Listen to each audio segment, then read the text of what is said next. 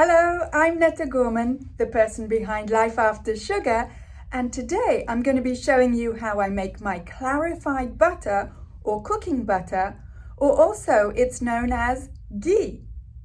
Ghee is the Hindi word for fat, and it's clarified butter or cooking butter.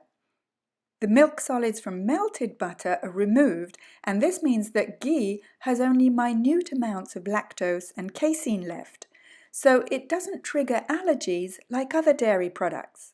If you have lactose intolerance or dairy allergies, try ghee for your favorite recipes that call for butter.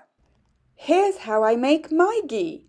I take a pound of butter and I keep my blocks of butter in the freezer because I buy several when they're on special offer.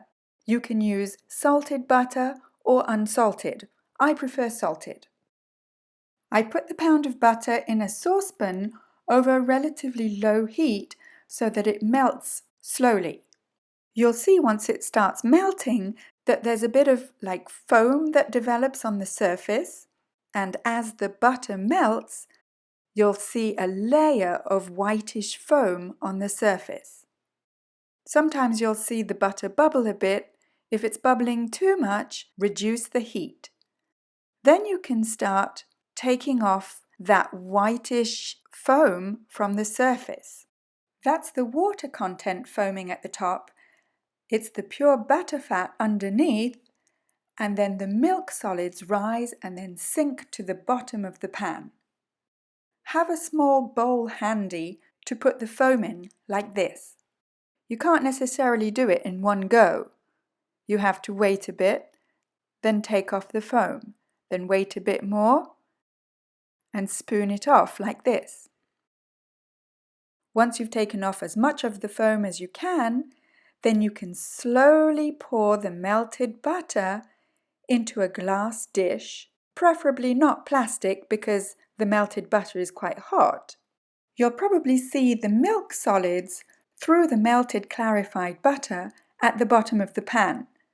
If you don't want to waste the milk solids and you don't have a problem with lactose, you could stir them into your coffee or tea, or even use them with steamed or grilled vegetables instead of butter.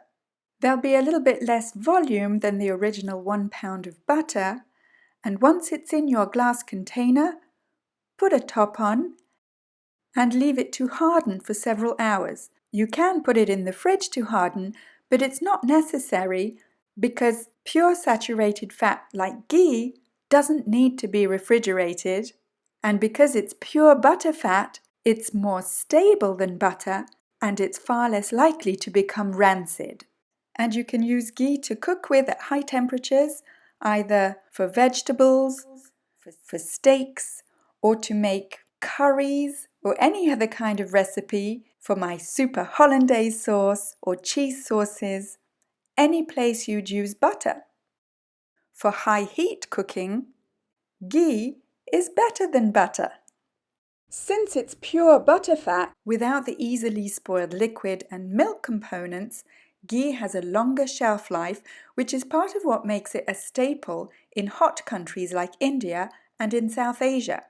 And the smoke point of ghee is much higher than butter, so it makes it great for high heat cooking.